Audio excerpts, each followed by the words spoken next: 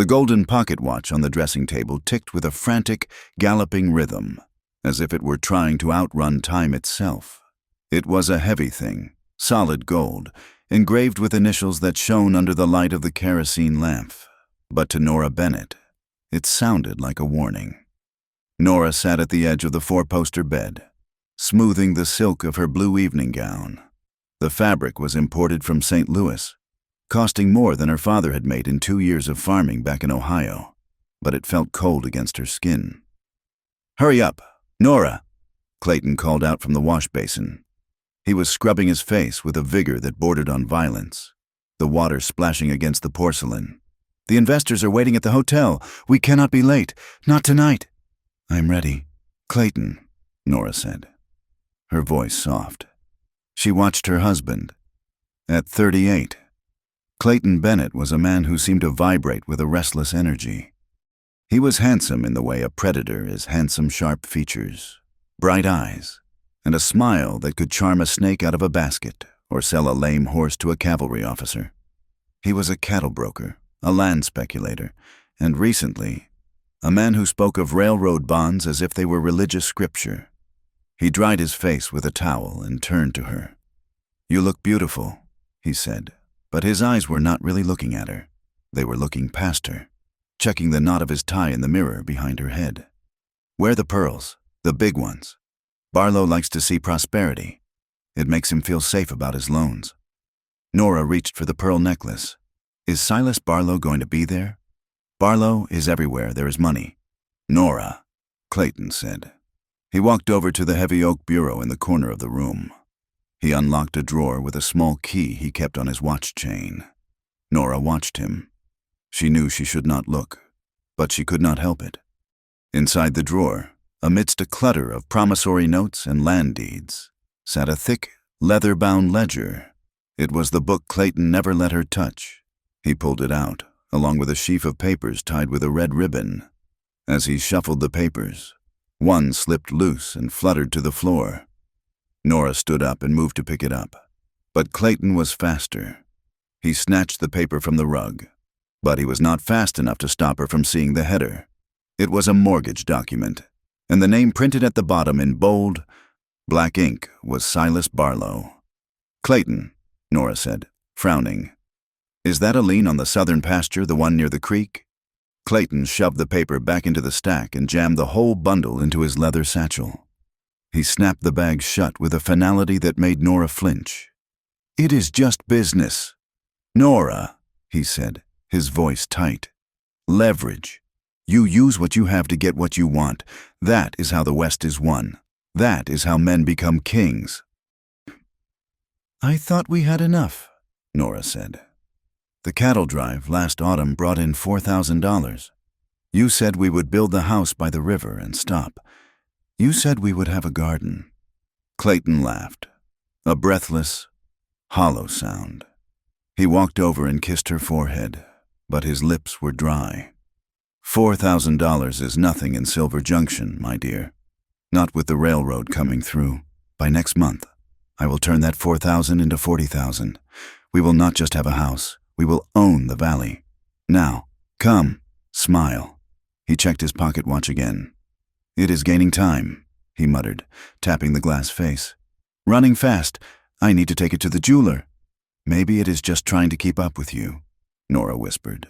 But Clayton was already out the door, his boots thumping heavy on the stairs. Silver Junction, Texas, in the year 1883, was a town that had forgotten how to sleep. The sun was beginning to set, painting the sky in bruises of purple and orange, but the street was alive with noise. Hammers pounded against fresh timber as new storefronts went up overnight. Wagons churned the mud into a thick paste. The air smelled of sawdust, unwashed bodies, manure, and the sharp tang of cheap whiskey. Nora walked beside Clayton, her hand resting lightly on his arm. They moved along the boardwalk, elevated above the muck. Men tipped their hats as they passed. "Evening, Mrs. Bennett," they said. "Evening, Mr. Bennett." They looked at Clayton with envy and at Nora with a mixture of admiration and calculation. To them, the Bennetts were the royalty of the Texas Panhandle, Nora was 29 years old, with hair the color of wheat and eyes that were too intelligent for the comfort of most men in the town.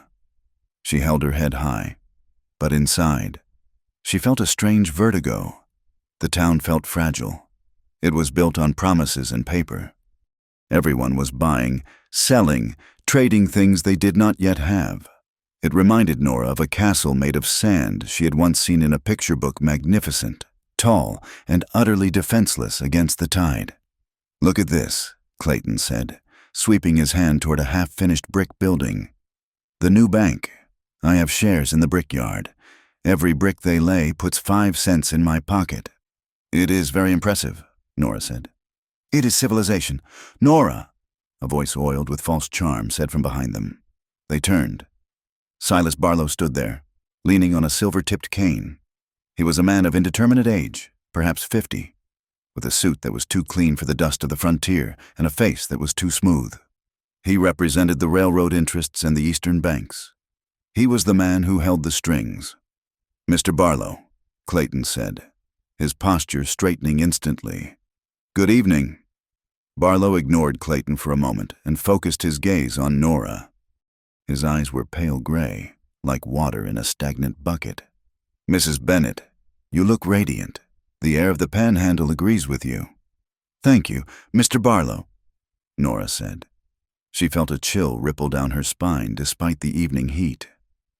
"I was just looking at the plans for the spur line," Barlow said, turning his attention back to Clayton. "The engineers are concerned about the water supply for the steam engines. Your property. It controls the access to the Sweetwater Creek. Does it not?" "It does," Clayton said, puffed up with importance. "Best water in the county. Never runs dry, even in August. Water is more valuable than gold these days," Barlow said softly. "We should discuss the rights to that access. I have the papers drawn up. A generous offer." "We can discuss it tonight," Clayton said eagerly. "Over brandy. The creek is what feeds the valley," Nora interjected. Her voice was calm, but firm. "If you divert it for the trains, the grazing land below will dry up. The smaller farms will fail." Barlow looked at her, a flicker of annoyance crossing his face before he smoothed it away with a smile. "Charming," he said. "A woman who understands irrigation. You are a treasure, Clayton, but progress requires sacrifice. Mrs. Bennett, the railroad brings the world to your doorstep." "I was happy with the doorstep as it was," Nora said. Clayton squeezed her arm, hard. "Nora's just sentimental," he said quickly. "She loves the view, but she understands business. We will talk later. Silas." Barlow tipped his hat. "I look forward to it." As Barlow walked away, Clayton leaned in close to Nora's ear. "Do not undermine me," he hissed. "That man holds the future of this town in his pocket. If he wants water, we give him water. If he wants the moon, we find a ladder. He does not want the water. Clayton," Nora said, rubbing her arm where he had squeezed her. "He wants the land. Can you not see how he looks at the valley he is measuring it?" You are imagining things," Clayton snapped. He pulled her forward, but they were forced to stop. The street had become congested. A hush was falling over the crowd, starting from the edge of town and rolling inward like a wave. The hammers stopped. The shouting died down. "What is it?" Clayton asked, craning his neck. "Soldiers," a man near them said, spitting tobacco juice into the street. "Bringing in a group of Reds."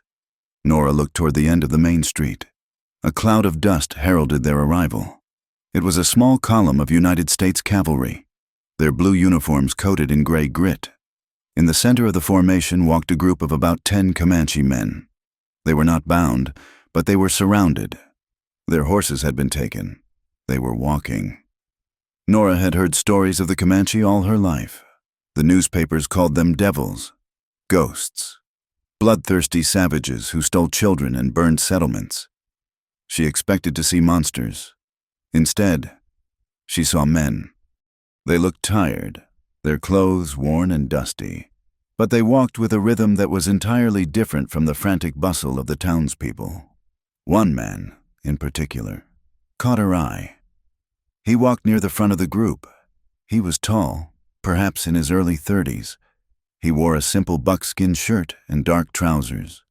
His hair was long, black as a raven's wing, blowing slightly in the wind, while the other prisoners looked at the ground or glared with open hostility at the jeering crowd. This man looked straight ahead. His face was calm. It was a stillness that Nora had never seen in Silver Junction. It was not the stillness of defeat. It was the stillness of a mountain that knows the storm will pass before the stone moves. As the group passed the boardwalk where Nora stood, a drunk miner threw a clod of dried mud. It struck the tall Comanche man on the shoulder. The crowd laughed. Clayton chuckled. That will teach him. The Comanche man did not flinch. He did not break his stride. He simply turned his head slowly and looked at the crowd. His eyes swept over the miner, over Clayton, and then they locked onto Nora. Nora felt her breath catch in her throat. His eyes were dark, intelligent, and piercing.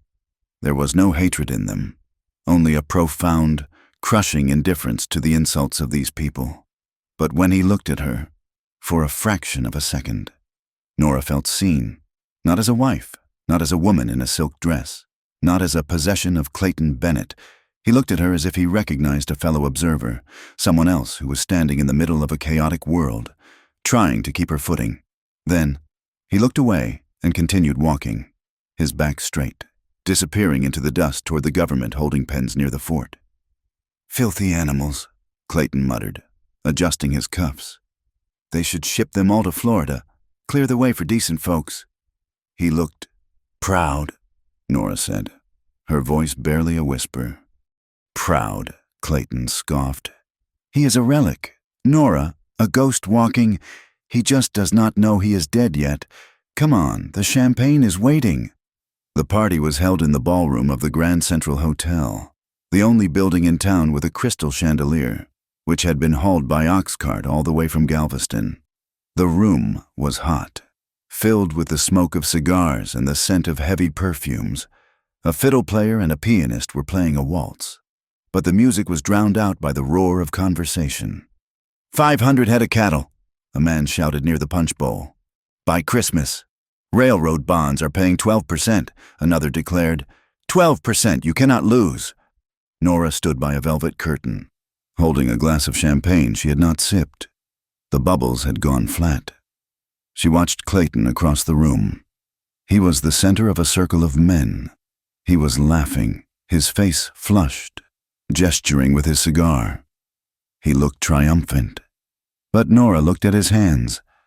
They were shaking, just a little, a tremor that he tried to hide by constantly moving, touching his lapel, checking his watch, smoothing his hair. He was terrified. The realization hit Nora with the force of a physical blow. Clayton was not building an empire. He was gambling. He was throwing everything they had, her dowry, the land her father had left her, the profits from the last 3 years, onto a table where he did not know the rules. Silas Barlow was standing near the fireplace, watching Clayton too. Barlow was not laughing. He was peeling an apple with a small penknife, the skin curling away in a single, long red strip. He looked like a man who knew exactly when the fruit was ripe enough to pluck. Nora felt a wave of nausea. She set her glass down on a side table. "Are you unwell, Mrs. Bennett?" She turned. It was the doctor, an elderly man named Dr. Miller. He had kind eyes behind thick spectacles. "I am just tired, Dr. Miller," Nora said. "It is very loud in here." "It is the sound of ambition," the doctor said, sighing. "It can be deafening. You should go home, rest. The air in here is not good for the Constitution." "I cannot leave Clayton," she said. "Clayton is in his element," Dr. Miller said, looking at her husband. "Or he thinks he is. Be careful. Nora, when men run this fast, they often forget where the cliff edge is." Nora looked back at Clayton. He had pulled the pocket watch out again. He was staring at it, tapping the face. The second hand was spinning, faster and faster, a mechanical heartbeat that was out of sync with the world. Later that night, back in their silent house, the mood had shifted. Clayton sat at the kitchen table. the ledger open in front of him. The euphoria of the party had evaporated, leaving him sullen and gray-faced. A bottle of whiskey stood open next to the inkwell. Nora stood in the doorway, wearing her white nightgown. She held a candle, the flame flickering in the draft. "Clayton, go to bed, Nora," he said, without looking up. "What did Barlow say?" she asked. "I saw you talking to him in the corner." Clayton slammed his hand down on the table. The ledger jumped. "He wants more collateral, the bonds. The market fluctuated today in New York. A telegram came in just before we left." "Collateral." Nora stepped into the room. "We have mortgaged the house. We have mortgaged the cattle. What else is there?" Clayton turned a page in the ledger. The sound of the heavy paper was loud in the quiet kitchen. He did not answer. "Clayton," Nora said, her voice trembling. "What did you give him?" He finally looked at her. His eyes were bloodshot, rimmed with exhaustion and a desperate, manic hope. "I gave him security. Nora, I did it for us. It is just a temporary measure, a bridge. In 2 weeks, the cattle prices will soar, and I will buy the paper back. It is just a signature." "What paper?" "The deed to the north section," Clayton said, looking away. "And the homestead rights." "My land," Nora whispered. "The land my father put in my name. You cannot touch that. It requires my signature." Clayton reached for the whiskey bottle. He poured a glass and drank it in one swallow. He wiped his mouth with the back of his hand. "It is done. Nora, do not ask me how. Just trust me. It is done." Nora felt the room spin. He had forged her signature. Or perhaps, in the flurry of papers he had asked her to sign last week, just routine tax forms. Darling, he had slipped it in. "You have sold our home," she said. "I have invested our home," Clayton shouted, standing up. The chair scraped screeching against the floorboards. "You have no vision. Nora, you want to sit on a porch and watch the grass grow. I am trying to build a legacy. Go to bed." He turned his back on her, hunched over the ledger like a dragon guarding a pile of false gold. Nora backed away. She felt cold, colder than the winter wind. She went upstairs, but she did not go to bed. She went to the window and looked out at the dark shape of the town in the distance. The lights of the saloons were still burning. The piano music drifted faintly on the wind, a ghostly melody. She thought of the Comanche man she had seen that afternoon. Connie. She had heard the soldiers whisper his name. He had nothing. No horse, no weapon, no land. And yet, he possessed himself. He stood on the earth as if he belonged to it, while Clayton and the men in town were frantically trying to nail the earth down with paper and spikes, terrified it would float away. Nora looked at her hands. They were empty. Downstairs, the clock in the hallway chimed 3 times, 3 of the clock in the morning. But in Clayton's pocket, the gold watch was ticking faster, racing ahead, counting down the seconds to a disaster that had already begun. Nora lay down on top of the covers, pulling her mother's quilt up to her chin. She did not sleep. She lay there with her eyes open, waiting for the dawn, and for the sound of the world breaking apart. The panic did not arrive with the sunrise.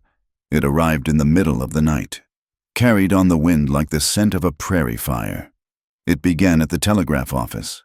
The operator, a young man named Thomas, had received a frantic transmission from St. Louis at 2 of the clock in the morning.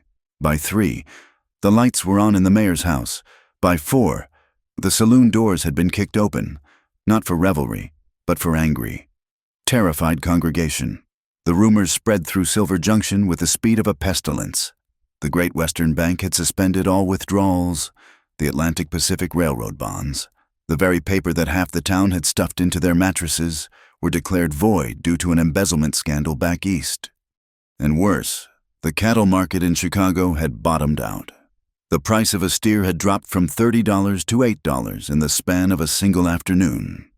Clayton Bennett's fortune, built entirely on credit, leverage, and future promises, had evaporated before the ink on the morning newspapers could dry.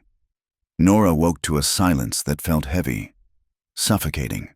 The space beside her in the bed was cold. The sheets were undisturbed. as if Clayton had not slept there at all. She sat up, her heart hammering against her ribs. "Clayton." There was no answer. She threw on her dressing gown and hurried down the stairs. The house was dark, but the front door was standing slightly ajar, letting in the cool, dusty air of the pre-dawn. On the small table in the hallway, where Clayton usually left his keys, there was a single piece of paper. Nora picked it up, her hands trembling. "Nora, the market has turned. It is a temporary setback. I have to go north to secure new financing before the news spreads too wide. I will fix it. I always fix it. Do not make a scene. Keep the door locked until I send word." See. He had run. The realization hit her with the physical force of a slap. He had not gone to secure financing. There was no financing to be had. He had taken whatever cash remained in the safe and fled, leaving her to face the storm alone. Before she could even process the betrayal, the storm arrived. It started with a heavy, authoritative pounding on the front door. It was not a polite knock. It was the sound of a fist demanding entry. Nora tightened the sash of her robe and opened the door. Standing on the porch was Mr. Henderson, the manager of the local bank branch, accompanied by the town sheriff and a cluster of men Nora recognized as suppliers, the lumber merchant, the feed store owner, and the saddle maker. Their faces were not friendly. They looked desperate and vicious. "Where is he?" Henderson demanded, pushing past Nora without waiting for an invitation. "Where is Bennett?" "He is not here," Nora said, trying to keep her voice steady, though her knees felt like water. "He had business out of town." "Business," the lumber merchant spat. "Running, more like. He owes me $600 for the timber on that new barn. And the bank holds notes for over $15,000, Henderson shouted, his face turning a blotchy red. "He put up this house, the livestock, and the warehouse as collateral. That is a matter for my husband," Nora said, backing against the staircase banister. "When he returns, he is not returning. Mrs. Bennett," the sheriff said. He was a tired man, but his eyes were hard. "We have orders to seize assets. The accounts are frozen. The property is under seal." Henderson stepped forward, thrusting a sheaf of papers into Nora's face. "And do not think you are innocent in this, madam. Look here." Nora took the papers.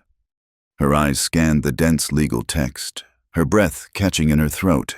It was a loan agreement, dated 3 months prior, leveraging the entirety of the Bennett estate against a massive purchase of railroad bonds. But her eyes stopped at the bottom of the page. There were 2 signatures. One was Clayton's sprawling, arrogant script. The other was smaller, neater. Nora Alice Bennett. "I never signed this," she whispered, looking up at Henderson. "I never saw this document in my life." "That is your name, is it not?" Henderson sneered. "And that is the deed to the section of land in the valley, the one listed as your dowry. It is all in the pot. Mrs. Bennett, you signed it away." "It is a forgery," Nora said, her voice rising. "Clayton, he must have—" "He must have what?" Henderson snapped. "Do not play the fool. You lived in the luxury he provided. You wore the silk and drank the wine. You are a partner in this fraud." The sheriff stepped in. "We are seizing the contents of the house. Mrs. Bennett, you have 1 hour to gather personal effects. No valuables, no jewelry, just clothing." Nora stood frozen as the men began to move through her home like a swarm of locusts. They pulled paintings from the walls. They opened drawers and dumped the contents onto the floor. The sound of breaking glass and heavy boots on wood filled the air. She retreated to the kitchen, her mind reeling. Clayton had not just left her. He had framed her. He had stolen her inheritance, her safety, and her name, signing them away to feed his ambition. The back door opened quietly. Nora spun around.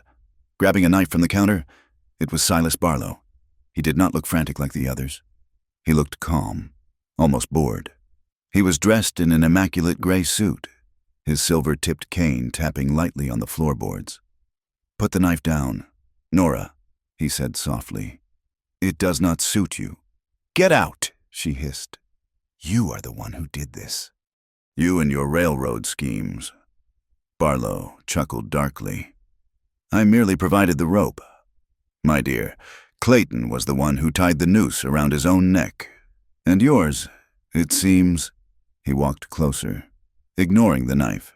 He looked around the kitchen, his gaze landing on the empty whiskey bottle on the table. "The town is calling for blood," Barlow said. "They are saying you helped him hide the assets. The sheriff is considering charges of conspiracy. Prison is a hard place for a woman of your delicate nature." "I am innocent," Nora said. "Innocence is a luxury for those who can afford a lawyer." Barlow replied, "And you, my dear, are destitute." He stopped in front of her, close enough that she could smell the bay rum he used on his beard. It was a cloying, sweet scent. "However," he said, lowering his voice, "I am a reasonable man. I have always admired the potential of the valley, and I have a fondness for damsels in distress." He reached into his coat pocket and pulled out a folded document. "Sign this," Barlow said. "It transfers the water rights of the creek and the remaining title of the valley land to me. In exchange, I will personally cover the immediate debts to the bank. The sheriff will back off. I will even provide you with a train ticket to St. Louis and $50 to start over." Nora looked at him. His eyes were cold, calculating. He was not offering help. He was completing the theft. He wanted the water. He had engineered this collapse, or at least waited for it, just to get the water. "And if I do not sign?" she asked. Barlow stepped closer. He reached out and touched a lock of her hair that had fallen loose. Nora flinched, but she did not step back. She would not show him fear. "Then you stay here," Barlow whispered. "And you face the mob. They will take the land anyway. Nora, but first, they will take your dignity. A woman alone, a husband who is a known swindler. People get angry. Bad things happen." His hand lingered on her hair, his thumb grazing her neck. It was a touch of possession. He was looking at her the way a man looks at a horse he intends to break. "I am not for sale, Mr. Barlow," Nora said. Her voice was ice. "And neither is my land." She raised the knife an inch. Barlow smiled, a thin, cruel curving of his lips. He withdrew his hand. "A pity. I thought you were a pragmatic woman. You have until sundown. After that, I cannot guarantee your safety." He turned and walked out, tapping his cane. Nora dropped the knife. It clattered loudly on the floor. She could hear the shouts of the men in the front room. They were arguing over the value of the grandfather clock. She had to leave, not to St. Louis, and not with Barlow's help. She remembered the ledger. Last night, she had seen Clayton hide it, not in the safe, but behind the loose baseboard in the pantry, a hiding spot he used for his private whiskey. She rushed to the pantry. Her fingers clawed at the wood. The board came loose. There it was, the heavy, black book. She opened it. Her eyes scanned the columns. It was all there. The bribes to the railroad surveyors, the false cattle counts, and, most importantly, the records of payments made to Silas Barlow for consultation fees, illegal kickbacks. This book proved that Clayton was a crook. Yes, but it also proved that Barlow was his partner. It was the only leverage she had. She tucked the ledger into the waistband of her skirt, covering it with her shawl, a faded woolen thing that had belonged to her mother, the only item of true value she had left. She waited until evening. The sheriff had posted a deputy at the front door, but he was a young boy, more interested in whittling a stick than watching the house. The back of the house faced the open pasture. Nora slipped out the kitchen window. She moved through the shadows of the garden she had planted with such hope only 2 years ago. The roses were dying, choked by weeds. She made her way to the small paddock behind the barn. The sheriff's men had taken the carriage horses, but they had ignored the mare. Bess. She was an older horse, sturdy and unremarkable, used for farm work rather than show. Nora bridled the mare with trembling hands. She did not have a saddle. There was no time to find one that had not been tagged for auction. She swung herself up, gripping the mane. She rode out, keeping to the tree line, skirting the edge of the town. As she passed the saloon, she heard laughter and angry shouting. Someone threw a bottle against a wall. She heard a woman's name shouted her name, followed by a curse. "She knew," a voice yelled. "She spent our money on her fancy dresses, hang the witch." Nora kicked the mare's flanks. They broke into a gallop. Leaving the lights of Silver Junction behind, she rode for hours. The moon was a thin sliver, offering little light. The prairie was a vast, dark ocean of grass and sagebrush. The wind howled, whipping her hair across her face. She was heading west, toward the jagged hills that marked the edge of the territory. She did not know exactly where she was going, only that she had to put distance between herself and the law that Barlow had bought. But she was not alone. Around midnight, she heard it, the rhythmic thud of hooves behind her. She pulled Bess to a halt and listened. The sound stopped. She started again. The sound started again. They were not riding hard. They were tracking her. Nora's heart slammed against her chest. If it were the sheriff, they would have overtaken her by now. They would be shouting for her to stop. These riders were silent. She pushed the mare harder. "Come on, Bess," she whispered. "Please." The terrain began to change. The flat grassland gave way to rocky outcrops and dry gullies. The ground became treacherous. She glanced back. Two dark shapes were visible against the horizon. Perhaps a mile back. They were gaining. She recognized the silhouette of the lead rider by the way he sat in the saddle, slouched, comfortable. It was one of the men she had seen guarding Barlow's office, a hired gun named Pike, a man known for doing jobs that the law would not touch. They did not want to arrest her. They wanted the ledger, and Barlow had likely told them that Nora herself was expendable. Panic threatened to overwhelm her. She was a merchant's wife. She knew how to host a dinner party, how to balance a household budget, how to sew a hem. She did not know how to outrun killers in the dark. She steered Bess toward a narrow ravine, hoping to lose them in the broken ground. It was a mistake.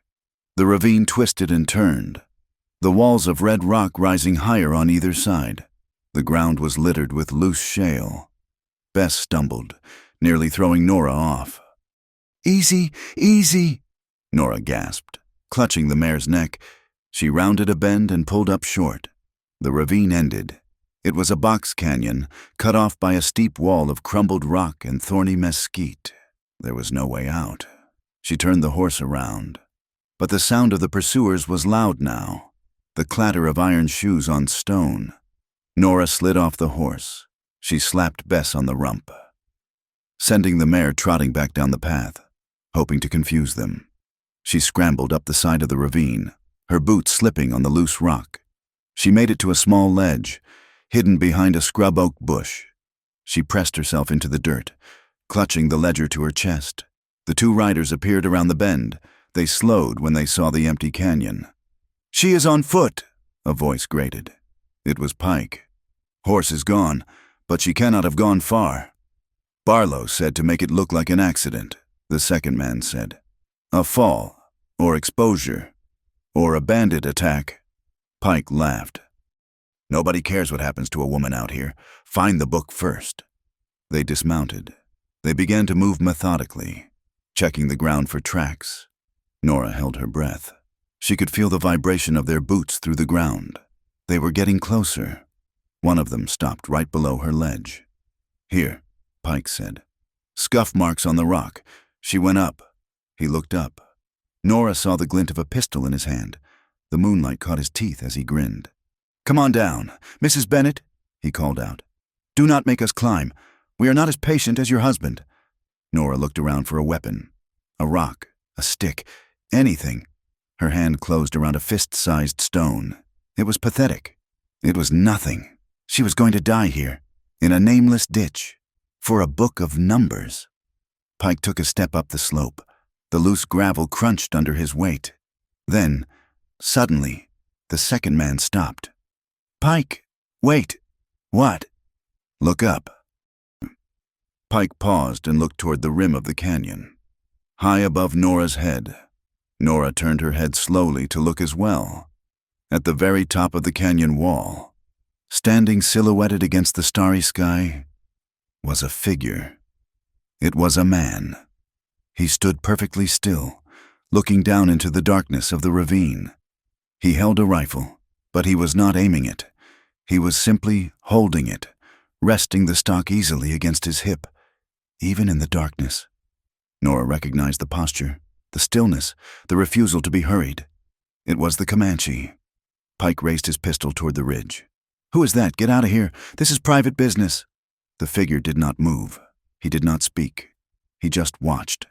And in the silence of the canyon, the click of a rifle hammer being cocked echoed like a thunderclap. The sound came from the ridge. Pike hesitated. The distance was long for a pistol, but perfect for a rifle. "I said move on," Pike shouted, but his voice cracked slightly. The figure on the ridge took one step forward, the moonlight finally catching the side of his face. He looked down at the two gunmen, and then his gaze shifted, finding Nora huddled on the ledge. He did not wave. He did not signal. He just waited, a silent guardian standing between the wolves and their prey. The click of the rifle hammer echoed off the canyon walls, sharp and final, like the snapping of a dry bone. Below, in the ravine, Pike froze. His boot was poised mid-step on the shifting gravel.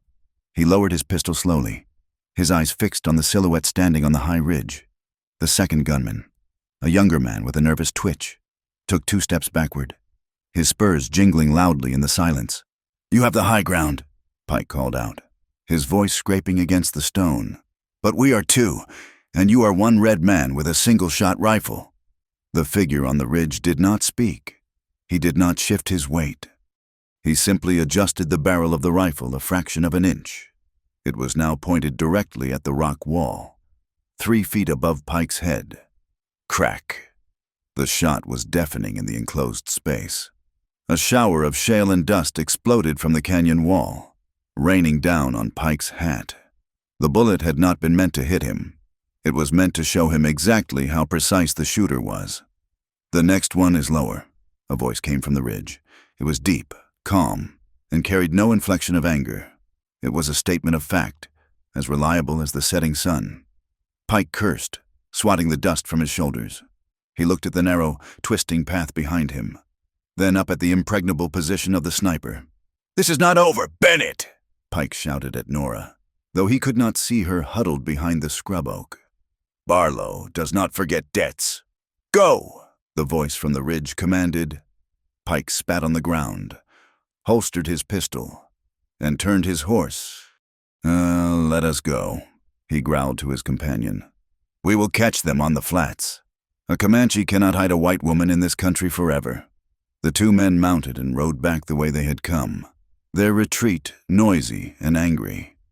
Nora listened until the sound of their hoofbeats faded into the wind, leaving only the rustle of the dry grass and the pounding of her own heart. She remained frozen, clutching the ledger to her chest.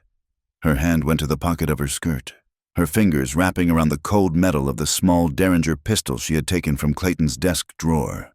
It had only 2 bullets. A sound of sliding rocks came from the slope. She scrambled backward, pressing her back against the sandstone. She raised the small pistol, her hand shaking violently. The man from the ridge dropped down to her level. He moved with a fluidity that seemed impossible for a man of his size. He landed softly, his knees bending to absorb the impact. He stood up and looked at her. It was him, the prisoner from the street. Connie, up close. He looked different than he had in chains. The dust of the road was still on his clothes, a mix of worn buckskin and a white man's cotton shirt that had seen better days. But his presence was expansive. He did not look like a fugitive. He looked like a landlord inspecting his property. He saw the gun in her hand. He did not raise his rifle. He did not step back. He simply stopped moving, keeping a distance of perhaps 10 feet between them. "Go away," Nora whispered. Her throat was so dry the words scratched. "I know how to shoot this." Connie looked at the tiny pistol, then up at her eyes. His face remained impassive. "That is a table gun," he said. His English was accented but clear, the vowels round and deliberate. "It is good for shooting a man across a card game. Out here, it is only noise." "I said stay back," Nora said, steadying her grip with both hands. You are shaking, Connie observed. He lowered the butt of his rifle to the ground, leaning on it slightly to show he was not a threat. Those men, they are not lawmen. They ride like wolves. They circle. They work for the railroad, Nora said. They want this. She pressed the ledger tighter against her ribs. Connie's eyes flickered to the black book, then back to her face. They want many things. They took my horse. They took your piece. Now they hunt. If you stay here, they will circle back when the moon is down. They know you are trapped. And what do you want? Nora asked. Money. I have no money. Clayton took it all. I do not want your paper money, Connie said. He turned his head, looking up the canyon toward a hidden trail that cut through the rocks. I am looking for a roan mare, and 3 others, stolen from the reservation agency 3 days ago. The tracks lead this way. The tracks of the men who just left led the same way. Nora lowered the gun an inch. You are tracking the horses. I am tracking the thieves, he corrected. The horses are just the reason. He looked at her again, his gaze intense but not predatory. You have a horse, a brown mare. She ran back to the creek. Bess, Nora said. Is she? She is drinking water, Connie said. She is smart, smarter than you right now. You are standing in a box. You need to move. Why should I trust you? Nora asked. Everyone in town says. She stopped. She could not repeat what they said about his people to his face. They say I am a savage. Connie finished for her. There was no bitterness in his voice, only a weary acceptance. And they say you are a thief. Tonight, we are just 2 people the town wants to hang. That makes us on the same side of the river. He turned his back on her, a gesture of supreme confidence or supreme indifference, and began to climb a narrow goat path leading out of the canyon. There is a camp, he said over his shoulder. High up? The wind hides the smoke. If you want to live, you will walk. If you want to wait for the wolves, stay. Nora looked at the empty darkness where Pike had vanished. She looked at the small gun in her hand. Then she tucked the gun into her pocket, adjusted her mother's shawl, and began to climb after him. The camp was nothing more than a shallow depression in the rock, sheltered by a twisted juniper tree, but it was out of the wind, and it commanded a view of the valley floor for miles. Connie had retrieved Bess. The mare was tethered loosely to a bush, chewing on a patch of dry grass. A small fire was burning, expertly constructed with dry sage stems that produced heat but almost no light. Nora sat on a flat rock, her arms wrapped around herself. The night air in the high desert dropped rapidly, and her silk dress was laughable protection against the chill. Connie moved around the fire. He boiled water in a battered tin cup he had taken from his saddlebag. No, not his saddlebag. Nora realized. He had no horse. He carried a roll of supplies across his shoulder. He dropped a pinch of dried leaves into the water and waited. Then, he poured the dark liquid into a second, smaller cup and held it out to her. Nora hesitated. Connie did not shove it at her. He held it steady, his arm extended, his eyes on the fire. He did not try to touch her fingers as she reached for it. He pulled his hand back the moment she had a grip. Drink, he said. It helps the blood. The tea was bitter, tasting of earth and mint, but it was hot. Nora felt the warmth spread through her chest, loosening the knot of terror that had been there since morning. Thank you, she said softly. Connie nodded. He took a piece of dried meat from his pack, broke it in 2, and placed 1/2 on a clean stone near her. He did not hand it to her directly. You are going to Fort Griffin, he said. It was not a question.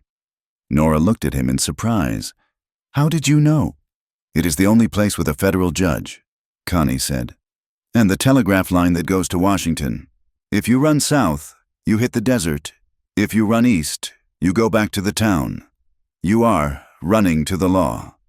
I need to find a lawyer, Nora said, her voice gaining a little strength.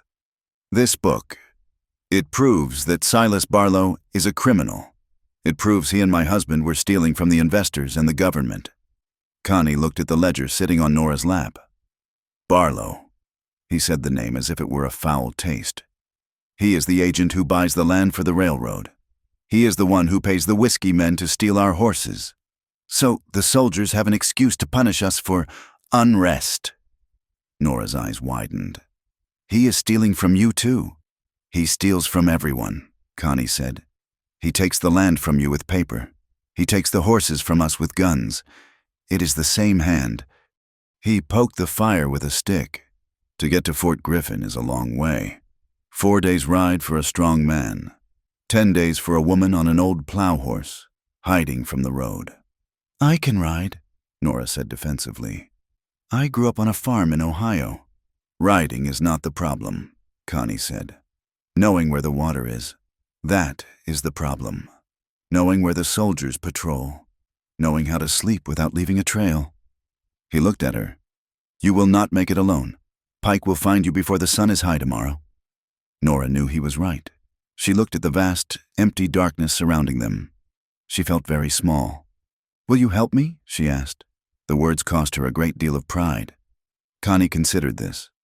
He looked at the stars, then at the rifle by his side. I am going that way. The tracks of my horses lead toward the Brazos River, near the fort. Barlow's men are moving the herd there to sell them to the army. He turned to her. I will take you to the fort. In exchange, you give me the book. Nora clutched the ledger tight. No, it is my only protection. Without this, I am just a woman who ran away from her debts. They will put me in jail. I do not want to keep it, Connie said calmly. I want to use it. When we get to the fort, before you give it to the judge, I want to show it to the colonel. I want him to see the names of the men who sell him stolen horses. I need the white man's proof to clear my own name. Nora studied his face. The firelight cast deep shadows across his features, making him look stern. But there was a clarity in his eyes that she had never seen in Clayton's. Clayton's eyes were always shifting, looking for the next angle. Connie's eyes were steady. 10 days, Nora said. You guide me. You keep Barlow's men away. When we get to the fort, we use the book together, but I hold it until we get there. Connie nodded once. Good. You hold the paper. I hold the direction. The next 3 days were a brutal education for Nora Bennett. The Texas Panhandle was not a landscape. It was a weapon. The wind did not stop. It scoured the skin and filled the eyes with grit. The sun was a hammer by day, and the cold was a knife by night. They moved at a steady, relentless pace. Connie walked, leading Bess by the bridle when the terrain was rough, or jogging alongside when the ground was flat. He seemed tireless. He knew exactly when to rest the horse, exactly which dry creek bed would have a trickle of water under the sand, and exactly when to freeze and wait for a patrol to pass on the distant horizon. He never complained. He never asked her for anything, and he never crossed the invisible line he had drawn between them. When he helped her mount the horse, he would cup his hands for her boot, but he would turn his face away. When they slept, he laid his blanket on the opposite side of the fire. It was a respect that felt foreign to Nora. In Silver Junction, the men were either possessive, like Clayton, or lecherous, like Barlow. Connie was neither. He treated her like a fellow soldier, someone with a job to do, whose survival was necessary, but whose personal space was sacrosanct. Yet, the tension was there. On the 4th afternoon, the wind died down, leaving a heavy, suffocating heat. They stopped in the shade of a limestone overhang to let the horse breathe. Nora took a sip from the canteen and corked it quickly. She was learning to ration. She placed the canteen down and adjusted the ledger, which she had wrapped in a piece of oilcloth and tied to her belt. She saw Connie watching her. You check it every hour, he said. It is valuable, Nora said, her hand hovering over the book.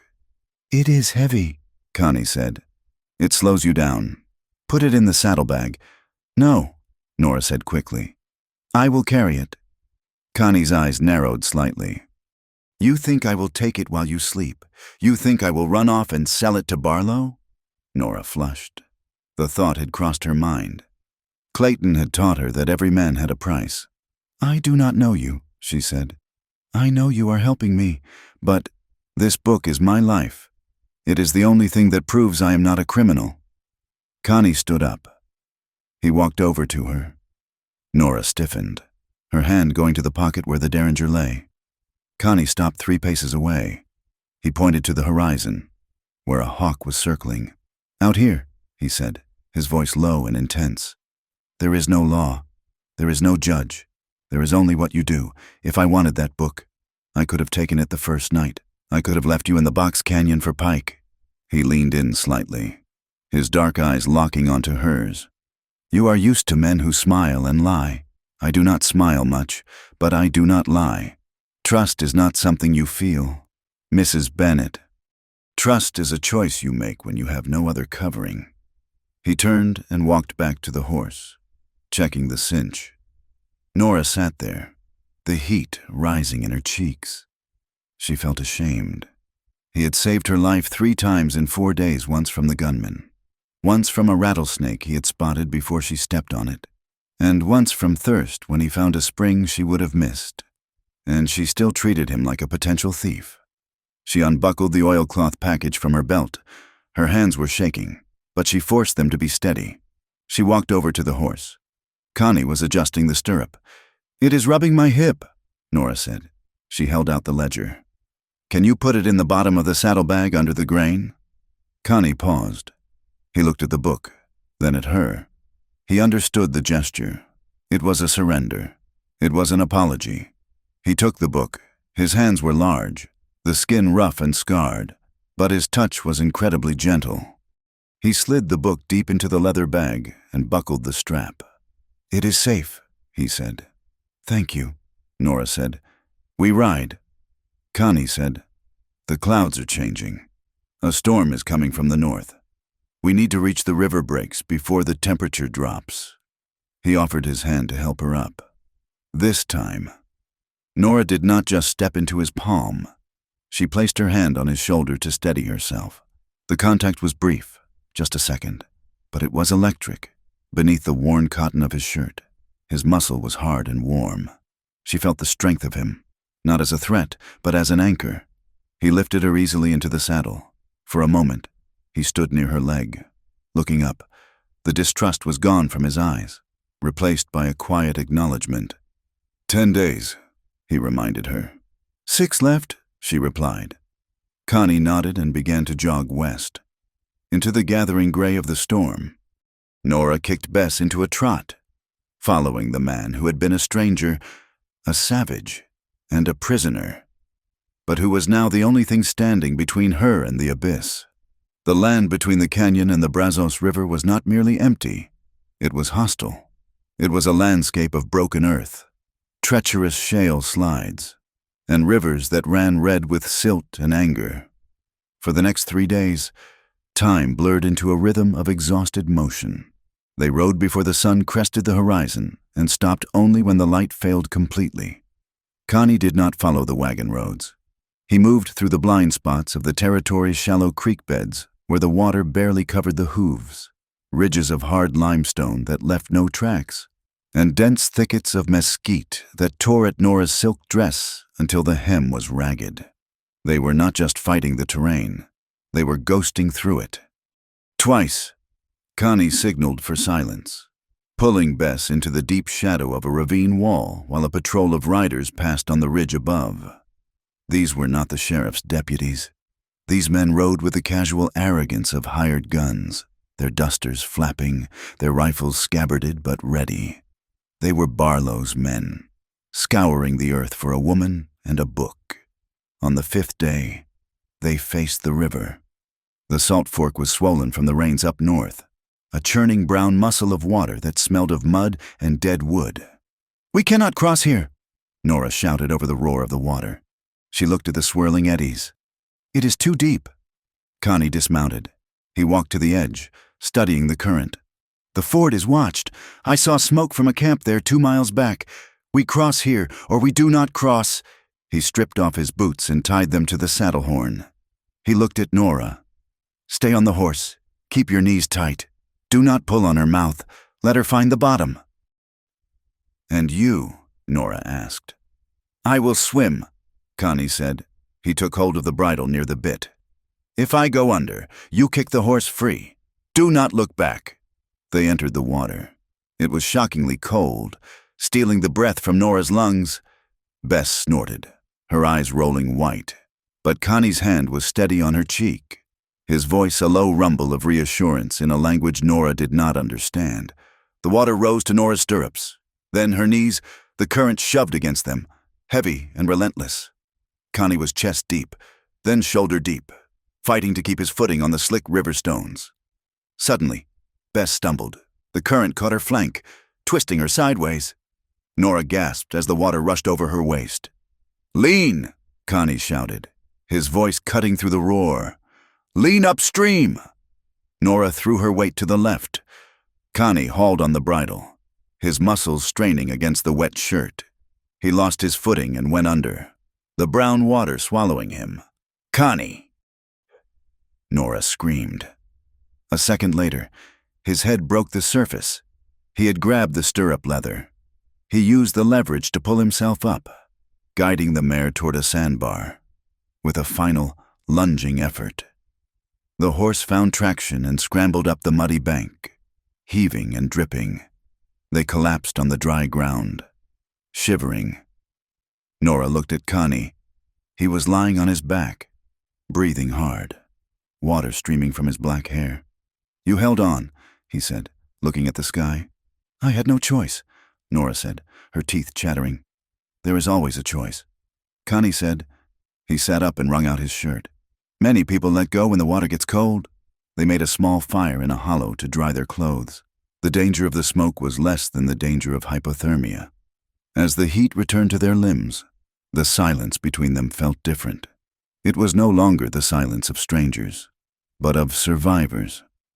"I used to think this land was beautiful," Nora said, looking out at the vast, indifferent horizon. "When Clayton brought me here, I thought it was like a painting. I did not know it wanted to kill me." "The land does not want to kill you," Connie said, adding a stick to the fire. "It just does not care if you live. That is a difference." "Clayton said we were civilizing it," Nora said bitterly. "He said we were bringing order." Connie looked at her. "He brought fences and paper and men like Barlow who eat everything they touch. We lived here for 100 winters without fences. We were free. Now, I'm told I am a problem because I walk where my grandfather walked. I loved him, you know," Nora said softly. She surprised herself by saying it. "Clayton, at the beginning, he was so full of life. He made me feel safe. I thought money was a wall you could build against the bad things in the world." "Money is just sand," Connie said. "The wind blows, and the wall is gone. Then you see who is standing there." "I am standing there," Nora whispered, "and I am terrified." Connie looked at her, his dark eyes softening. "You are still standing. That is enough for today." The sky turned a bruised purple the next afternoon. The wind died abruptly, leaving a vacuum of silence that made the ears ring. "Dust," Connie said, sniffing the air. "Big dust." They were in a flat expanse of sagebrush, miles from the nearest timber. To the north, a wall of darkness was rising, stretching from the ground to the heavens. It looked solid, like a mountain range moving at 50 miles an hour. "There." Connie pointed to a cluster of sandstone boulders jutting out of the earth like broken teeth. "We have to get under." They reached the rocks just as the first stinging grains of sand hit them. They hobbled Bess in the lee of the largest boulder, throwing a blanket over her head to protect her eyes. Then, they scrambled into a shallow crevice between two slabs of stone. It was not a cave. It was barely a crack. To fit, they had to press themselves deep into the recess. Then the storm hit. The world vanished. The light was extinguished, replaced by a screaming brown twilight. The noise was deafening, a roar like 1,000 trains. Sand blasted into the crevice, finding every opening in their clothes. Nora coughed, choking on the grit. The dust was thick, suffocating.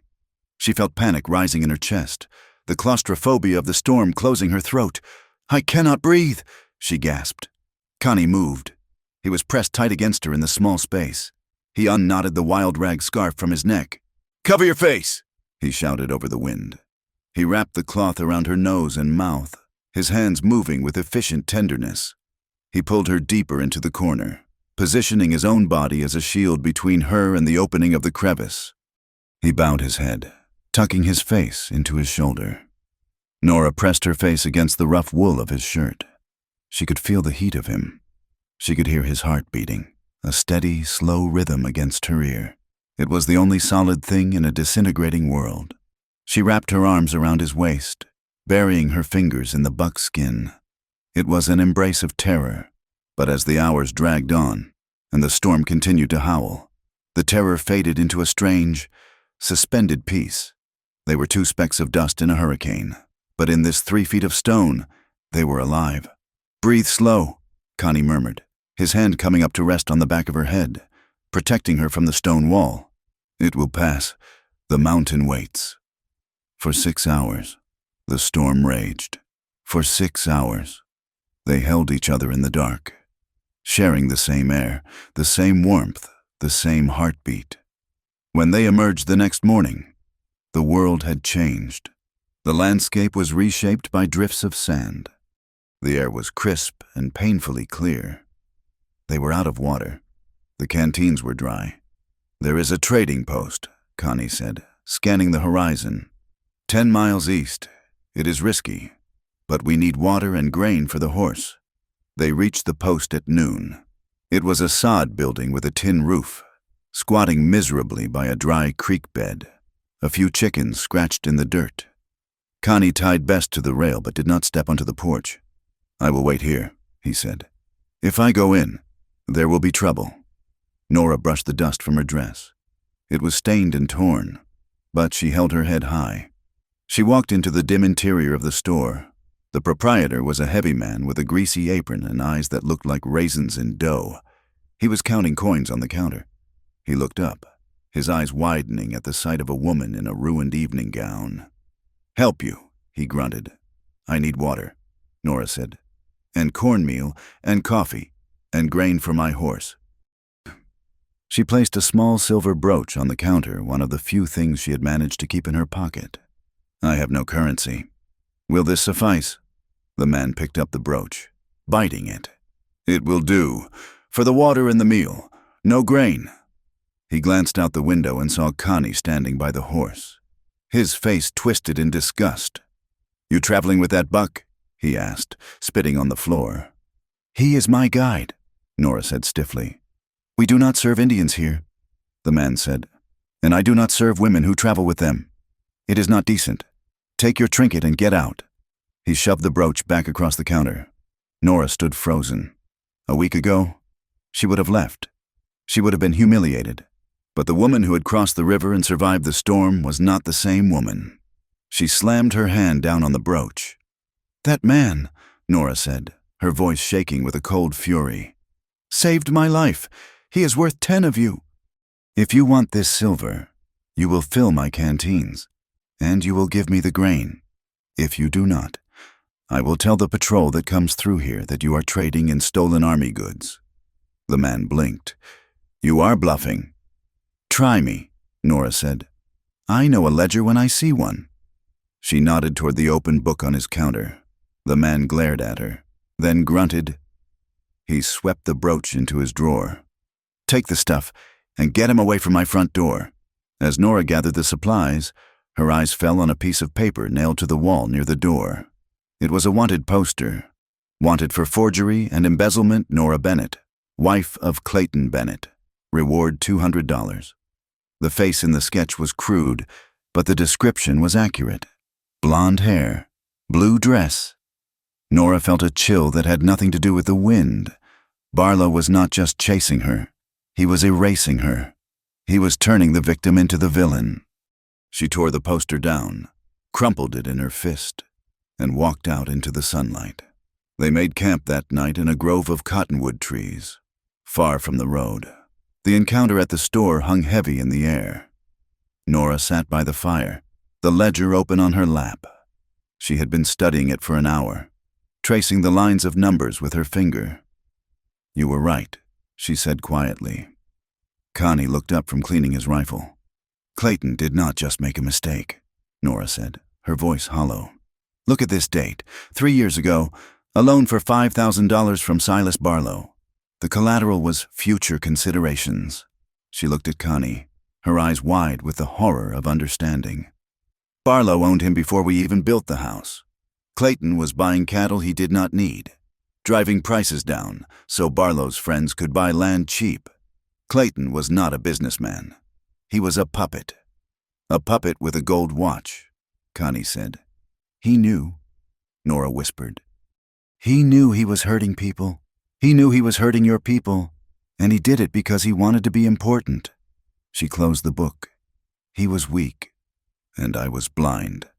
You are seeing now, Connie said. The fire popped. The air was getting cold again, a biting chill that seeped through the ground. Nora shivered, wrapping her arms around her knees. Connie stood up. He walked to his bedroll and picked up his heavy wool blanket. He came over to where she sat and draped it around her shoulders. He did not pull away this time. He knelt beside her, checking the fire. Nora looked at him. The firelight danced on his high cheekbones, on the strong line of his jaw. He was close, so close she could smell the smoke and the sage on his skin. You are cold, he said. Not just the cold, Nora said. She reached out, her hand finding his. His skin was rough, warm, and alive. Connie went still. He looked down at their joined hands, then up at her face. The barrier he had maintained the careful distance of the guide wavered. Nora, he said. It was the first time he had used her name. You are the only true thing I have found in 5 years, she whispered. She leaned in. It was an instinct, a magnetic pull. Connie did not pull back. He leaned toward her, his eyes searching hers for any sign of hesitation. When their lips met, it was not the desperate crashing of the storm. It was slow. It was a question asked and answered. His mouth was warm, his kiss firm but incredibly gentle, as if he were holding something fragile that he did not want to break. Nora felt a heat bloom in her chest that had nothing to do with the fire. It was a feeling of being found. She moved her hand to his neck, her fingers tangling in his dark hair. For a moment, the world of Barlow, the ledger, and the law disappeared. There was only the fire, the night, and the man who had pulled her from the river. Then the reality of their danger, of who they were and where they were, rushed back. Nora pulled back slightly. Just an inch. Not here, Connie whispered. His voice was rough. He rested his forehead against hers for a second, his breathing ragged.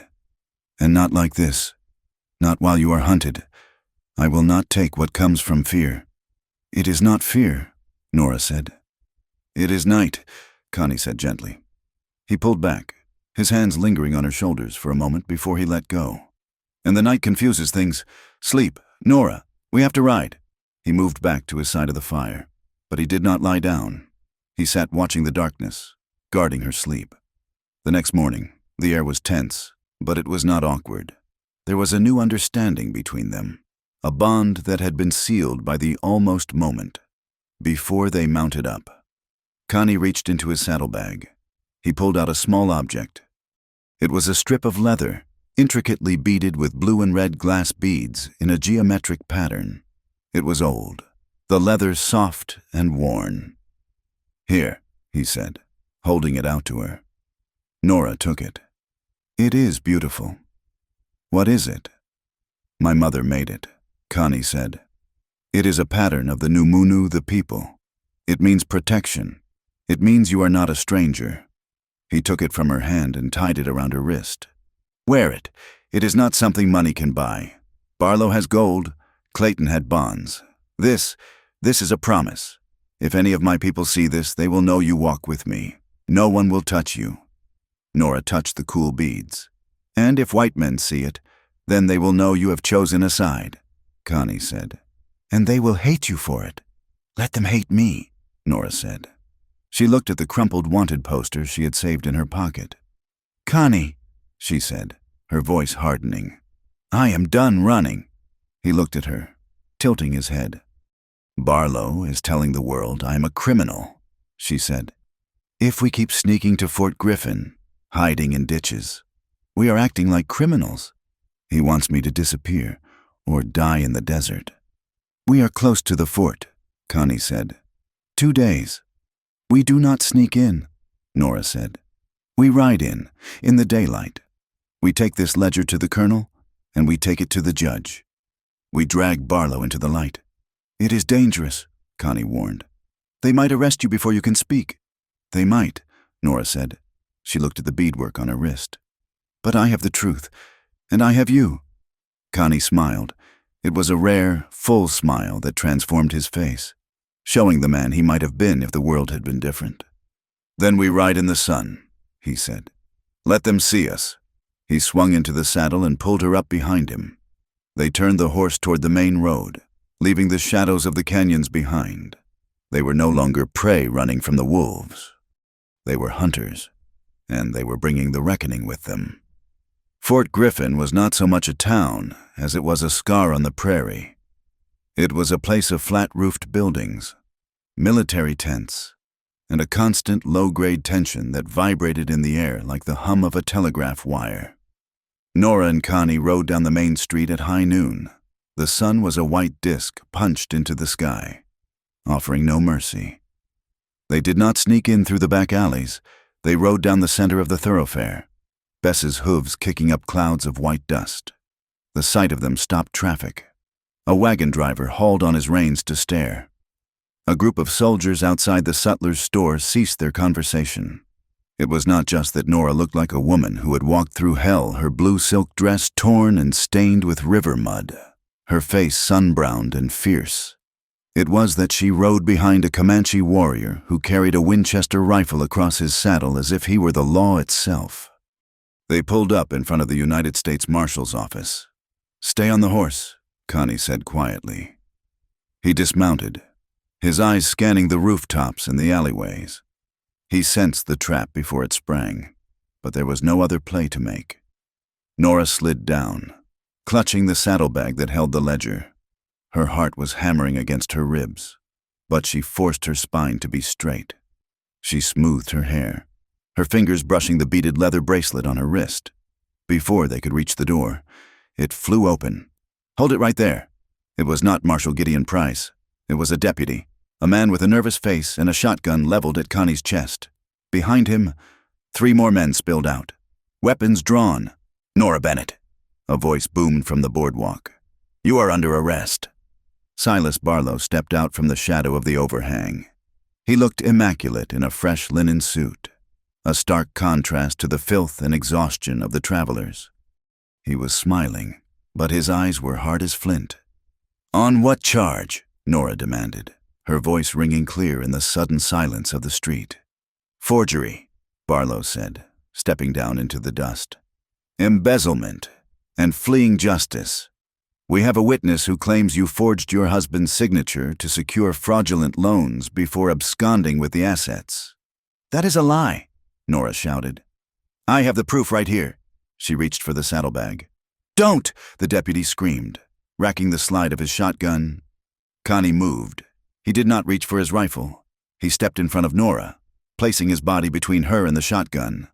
"Put the weapon down," he said calmly. "She is unarmed. Step away from the white woman. Savage!" The deputy spat. "Marshal Price!" Nora yelled, looking past the deputies toward the office. "I am here to see Marshal Price. I have evidence of major fraud involving the railroad bonds." Barlow snapped his fingers. "Take her. Secure the evidence. And throw him in the stockade until the army decides what to do with a stray red." The deputies surged forward. 2 of them grabbed Connie. He did not fight. He knew that to fight now was to die, and to die was to leave Nora alone. He allowed them to pull the rifle from his hands, his eyes locking onto Nora's. "Wait," his eyes said. "Wait for the opening." Rough hands seized Nora, tearing the saddlebag from her grip. "No," she cried, struggling. "That is my property. That is the truth." "It is evidence," Barlow said, taking the bag from the deputy. He patted the leather with a possessive satisfaction. "And it will be safe with me until the trial." They dragged Nora toward the jailhouse door. She twisted her head back, looking for Connie. They were marching him toward the military outpost at the edge of town. He did not look back. He was walking with that same infuriating, beautiful calm, saving his energy for the moment it would matter. The cell was small, smelling of lye and old sweat. Nora sat on the cot, her hands clasped in her lap to stop them from shaking. She had lost. They had walked right into the lion's mouth, just as Connie had warned, and the lion had bitten down. The heavy iron door groaned open. Nora stood up, expecting Barlow. It was not Barlow. A man shuffled into the room. He looked 10 years older than he had a week ago. His suit was rumpled, his collar unbuttoned, and his face was covered in a patchy stubble. He smelled of cheap whiskey and fear. "Clayton," Nora whispered. Clayton Bennett could not meet her eyes.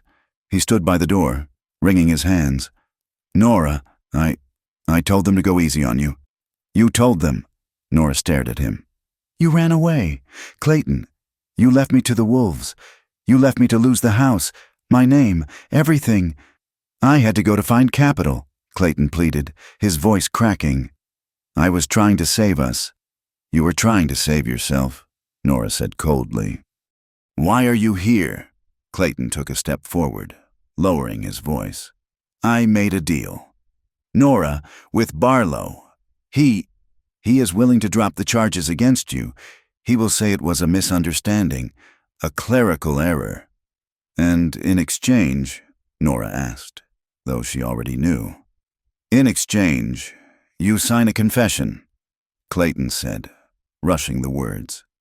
"Just a small paper saying you were confused about the land rights. You sign over the deed to the valley, officially, and we leave. Tonight, I have tickets for a steamer to New Orleans. We can start over. Nora, just you and me." Nora looked at her husband. She remembered the day she married him. She remembered thinking he was a titan who could move the world. Now, she saw him for what he was, a man made of paper, easily crumpled. "He has the ledger," Nora said. "Barlow has the book that proves he owns you. That proves he stole the bond money." "Forget the ledger," Clayton hissed. "The ledger is gone. Nora Barlow is going to burn it. If you do not sign, he will let the sheriff hang you for forgery. And he will let the soldiers hang that Comanche for kidnapping you. Do you want that blood on your hands?" "The only blood on anyone's hands belongs to you and Silas Barlow," Nora said. She walked to the bars of the cell and gripped them. "I will not sign. I will not give him the water. And I will not go to New Orleans with you." "Nora, please." Clayton grabbed her hands through the bars. His palms were sweaty. "He will kill you." "Then I die," Nora said, pulling her hands away. "But I die as Nora Bennett, not as your property." Clayton stared at her. He looked terrified. Not for her, but of her. He backed away, hitting the door. "You are making a mistake. A terrible mistake." "The mistake," Nora said, "was thinking I needed you to survive." Clayton fled the room. Nora sank back onto the cot. She was alone. She had no weapon, no money, and the evidence was in the hands of the enemy. But she touched the beaded bracelet on her wrist. Trust is a choice. Connie had said, outside, the sun was setting, casting long, bloody shadows across Fort Griffin. Connie was not in the stockade. The deputies had made a mistake. They had underestimated the network of the invisible. As they marched him toward the fort, a wagon driven by an elderly black man named Jackson had accidentally lost a wheel, blocking the narrow alley. In the confusion of the shouting and the swearing, Connie had simply vanished. He was now in the back room of a boarding house run by Mrs. Gable, a widow who had lost her farm to the railroad's eminent domain clauses 2 years prior. Jackson was there, along with a Mexican boy who worked in the livery stable. "Barlow has the book," Connie said. "He was checking the load in a revolver, Mrs. Gable had produced from a cookie jar. He will destroy it tonight. He is at the warehouse," the Mexican boy said. "Pike and the other gunmen are there. They are moving crates. I smell kerosene." "He is going to burn it," Jackson said, rubbing his gray beard. "Burn the whole place down and claim it was an accident. Insurance money plus destroying the evidence. That is the Barlow way." "The marshal?" Connie asked. Price is a good man. Mrs., Gable said. But he is slow. He likes paperwork. Barlow waves a judge's order in his face, and Price freezes. Connie spun the cylinder of the revolver. We need to wake him up. How? Jackson asked. By giving him a fire he cannot ignore. Connie said, and by bringing the truth to the street. Nora heard the explosion 2 hours later. It was not a gunshot. It was a dull whump, followed by shouting, through the high, barred window of her cell. She saw a flicker of orange light dancing on the building opposite. Fire at the warehouse. Smoke began to drift into the jailhouse. The deputy on guard ran out, leaving the keys on the desk. He was not brave. He was just panicked. Nora reached through the bars, straining her arm. Her fingers brushed the iron ring. She pushed her shoulder against the metal until it bruised, stretching, gasping. She caught the ring with one finger. She dragged the keys to the cell. The lock clicked. She was out. She ran to the front door. The street was chaos. The warehouse next to the marshal's office was engulfed in flames. Men were running with buckets. Horses were rearing. In the center of the mayhem, Silas Barlow was shouting orders. Save the office. Let the warehouse burn. It is just old stock. He was holding the saddlebag. He was trying to throw it into the inferno. Stop! The voice cracked like a whip. Connie appeared from the smoke. He was on foot, dust-covered, moving with that terrifying focus. He did not have a gun in his hand. He tackled Barlow, slamming the older man into the dirt. The saddlebag flew from Barlow's hand, skidding across the street.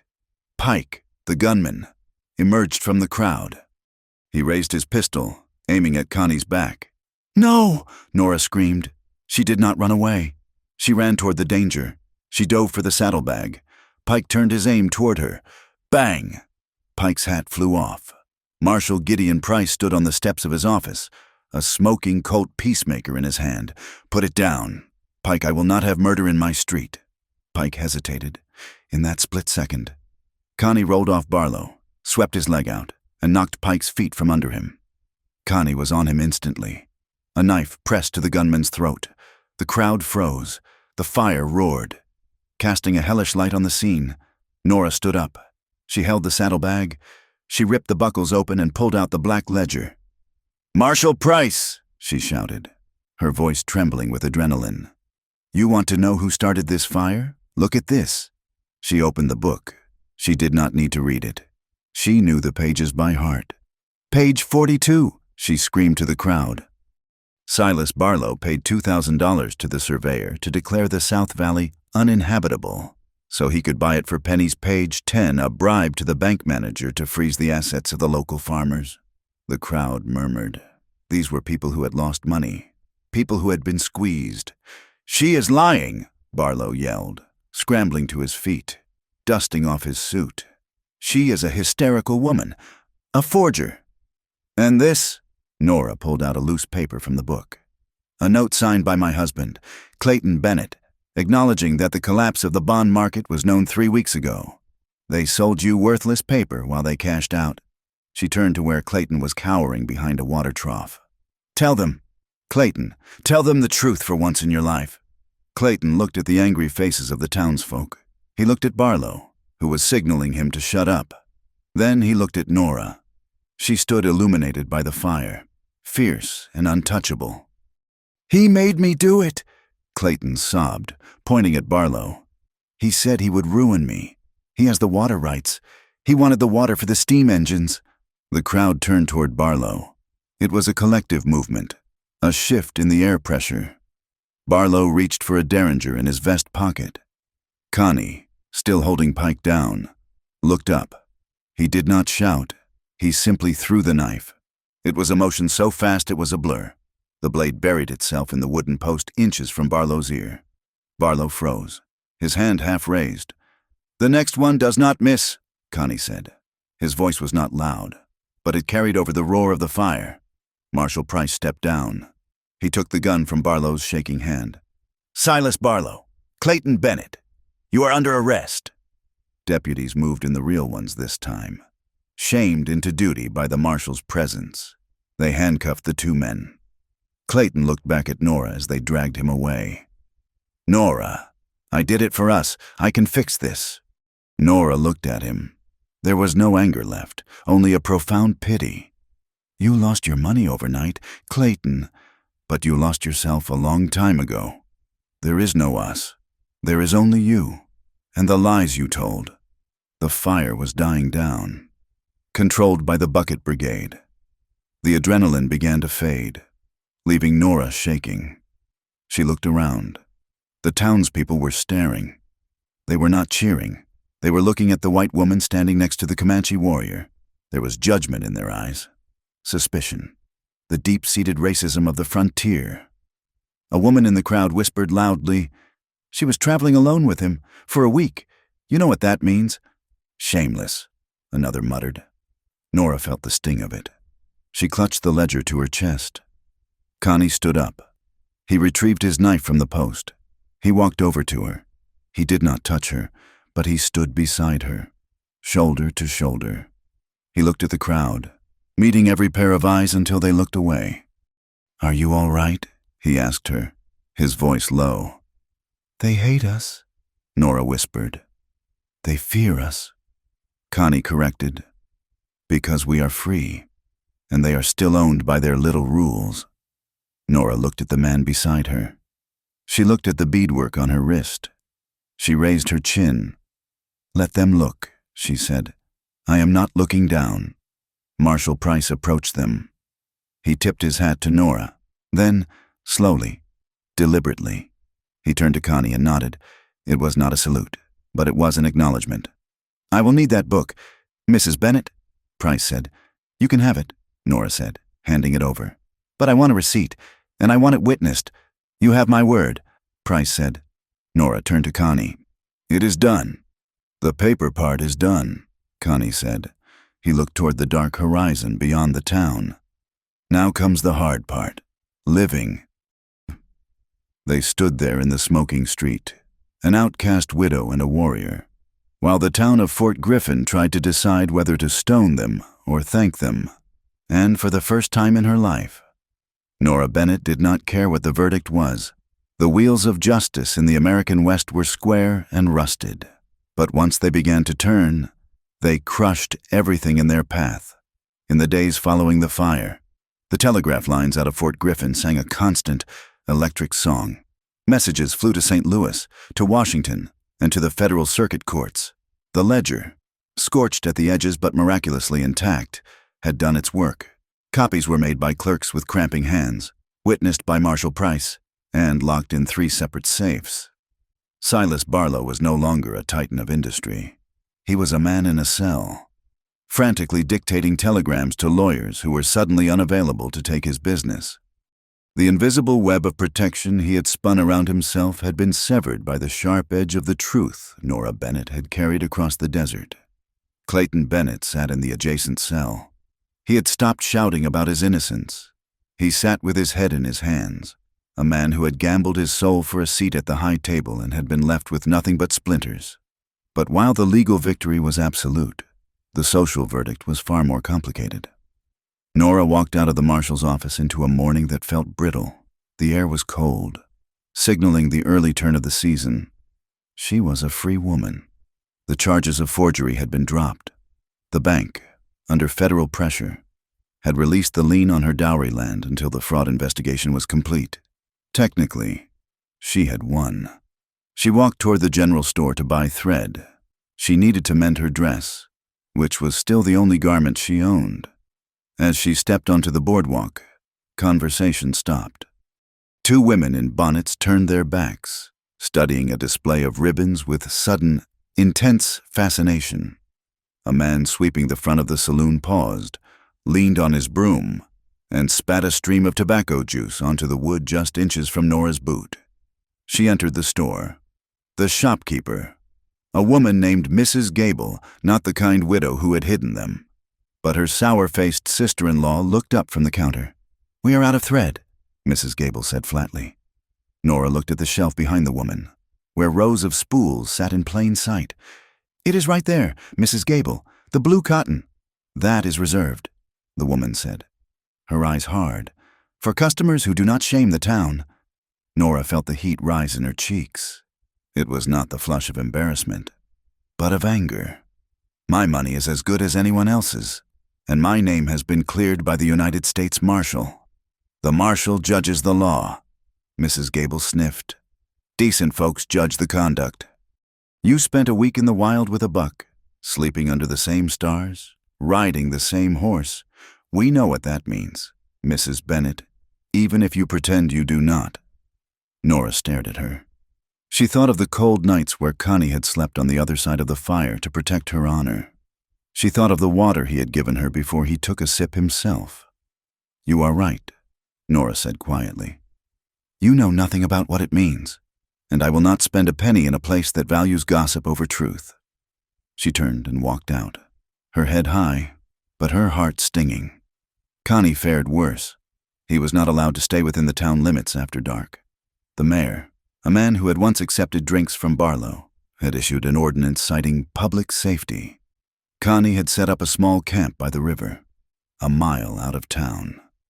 Nora rode Bess out to see him in the late afternoon. She found him skipping stones across the surface of the slow-moving water. He looked up as she approached. His face was guarded. You should not be here, he said.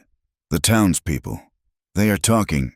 Let them talk, Nora said, dismounting. They refused to sell me thread today. Connie threw a stone. It skipped 3 times before sinking. They say I kidnapped you, or that I used Indian magic to confuse your mind. They cannot accept that a white woman would choose to trust me. So, they have to make it a story of villainy. It hurts you, Nora said.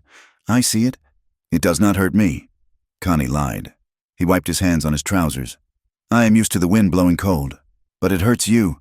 You have a life here. Nora, you have land. You have a future. If you are seen with me, that future becomes hard. He looked at her, his eyes dark with a painful resolve. Maybe you should go back. Make peace with them. Say I forced you. Say you were afraid. They will forgive a victim. They will not forgive an equal. Nora walked over to him. She took his hand. He tried to pull away, but she held on.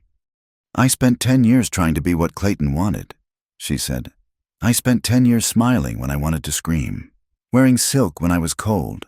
I will not trade one cage for another. Connie, I will not buy their approval with a lie about you. The price is high, Connie warned. I know the value of things now, Nora replied. And I know what is cheap. That evening, the sun dipped below the horizon, painting the sky in violent streaks of red and gold.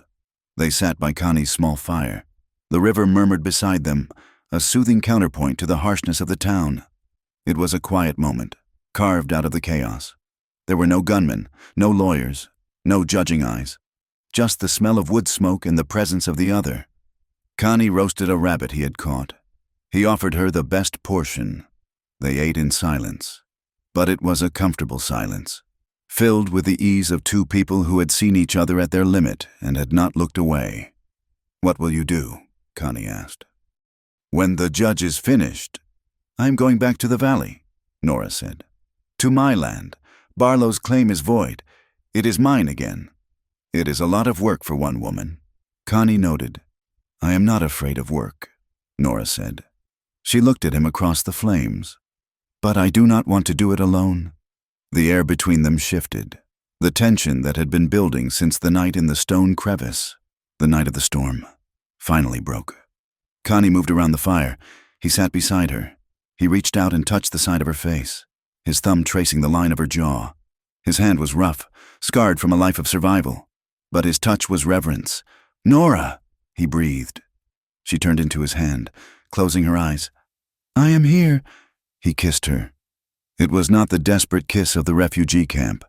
It was deep, slow, and deliberate. It was a claiming of the present moment. The darkness closed in around them, soft and protective. The firelight flickered low. He pulled her closer, wrapping the blanket around them both. They lay back against the earth, the sky above them a vast, open cathedral of stars. There was no rush. There was only the gentle unraveling of defenses, the shedding of the armor they both wore, in the quiet of the riverbank, with the town a distant, irrelevant speck of light. They found a solace that neither money nor law could dictate. It was a union of equals, sealed not by a priest, but by the shared beat of their hearts against the cold ground. 2 days later, Nora did not go to the store. She went to the farms.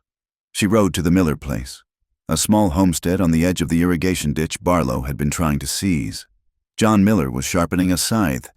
His wife, Sarah, was washing clothes in a tub. They looked up warily as Nora approached. "We do not want trouble. Mrs. Bennett," John said. "We heard about the fire. We are glad you are safe, but—" "I am not here for tea," Nora said, staying on her horse. "I am here to talk about the water." John stopped sharpening. "What about it?" "Barlow is gone," Nora said. "But the railroad is still coming, and there will be another Barlow next year, and another banker who wants your land the year after that." "We know that," Sarah said, wiping her hands on her apron. "What can we do? We are just dirt farmers." "We are a pack," Nora said. She used the word Connie had used. "Wolves do not hunt alone, and they do not defend alone." She pulled a piece of paper from her pocket. "I am proposing an association, the Valley Water Cooperative. We pool our resources. We hire one lawyer to represent all of us. We buy grain in bulk to get a better price, and if someone tries to foreclose on one of us, the others step in." John Miller looked at the paper. "That sounds like a union, or something the cattle barons do." "It is survival," Nora said. "I learned it from a man who knows how to survive on nothing. If we stand separately, they pick us off one by one. If we stand together, we are too big to swallow." John looked at Sarah. Sarah looked at Nora, really looked at her, past the rumors and the torn dress. She saw the steel in Nora's eyes. "Count us in," John said. By the end of the week, Nora had visited 6 families. 4 of them signed on. It was the beginning of something new, a community built not on profit, but on mutual defense. Connie watched her from a distance, pride evident in his posture, but he had his own lessons to teach. "You understand the pack," he said to her one morning. "Now you must understand the spirit." He took her on a ride, deep into the hills, away from the white settlements. They rode for 3 hours until they came to a hidden encampment. It was small, just 3 tippies tucked into a grove of cedar trees. An old woman sat by a fire, working on a deer hide. Her face was a map of wrinkles, her eyes sharp as obsidian. This was Senna, a matriarch of Connie's band who had refused to go to the reservation. Connie spoke to her in their tongue. The old woman looked at Nora, her gaze piercing. "She asks why you bring a white woman to the hidden place." Connie translated.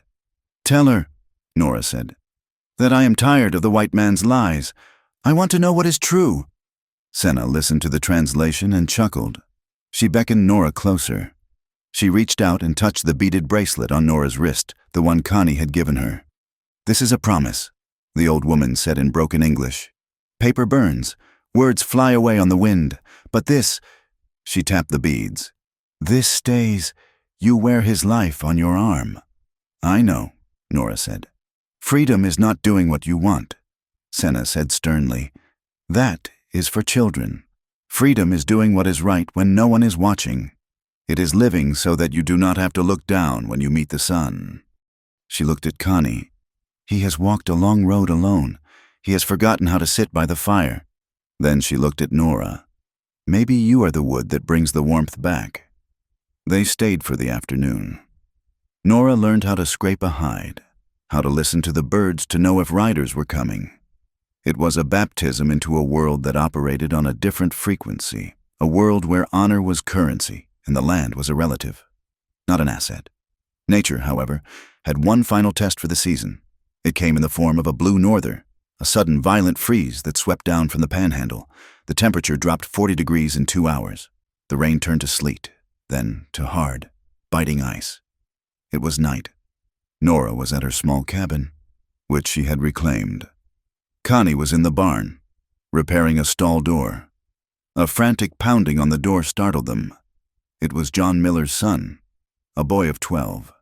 He was blue with cold. "Mrs. Bennett," he cried. "Please, Pa is hurt. The steer." "The prize bull. He is stuck in the ravine. The mud froze. Pa broke his leg trying to get him out. The coyotes are coming." Nora did not hesitate. "Saddle the horses," she shouted to Connie. They rode through the freezing sleet. The ground was slick as glass. When they reached the ravine on the Miller property, it was a scene of disaster. John Miller lay in the mud, his leg twisted at an odd angle, groaning in pain. Sarah was trying to hold a lantern, weeping. The massive bull was mired up to its belly in freezing sludge, bellowing in panic. "Get John to the wagon," Nora commanded Sarah. "We will handle the bull." "He is too heavy," Sarah cried. "We have to shoot him. We cannot lose the meat." "We are not shooting him," Connie said. He was already moving. He grabbed a coil of heavy rope. He did not look like a savage. He did not look like a problem. He looked like a master of the earth. He slid down the icy bank, moving with a grace that defied the treacherous ground. He waded into the freezing muck, soothing the terrified animal with low, rhythmic sounds. He managed to loop the rope around the bull's horns and chest. He threw the other end to Nora, who had dallied it around Bess's saddle horn. "Pull!" Connie shouted. "Slow, steady." Nora guided Bess. The mare dug her hooves into the frozen earth. The rope grew taut, down in the mud. Connie was shoving the 2,000-pound animal, using his own body as a lever, risking being crushed. He shouted a command, and the bull lunged. With a sucking sound, the beast broke free. Connie guided it up the bank, slipping and sliding, until it stood shivering but safe on solid ground. Connie climbed up after it. He was covered in freezing mud from head to toe. He walked over to John Miller, who was being loaded into the wagon. He checked the splint Sarah had made. "It is a clean break," Connie said. "He will walk in the spring." John Miller looked up at the Comanche warrior. He saw the mud. He saw the rope burns on Connie's hands. He saw the man who had just saved the most valuable thing the Miller family owned. "Thank you," John whispered. I misjudged you, son." "Get him warm," Connie said simply.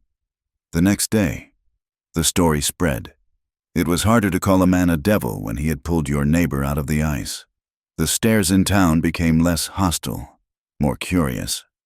The "No Indian" sign in the window of the general store was quietly taken down, not out of kindness, perhaps, but out of a begrudging respect for utility. The final act of the legal drama played out on a Tuesday morning.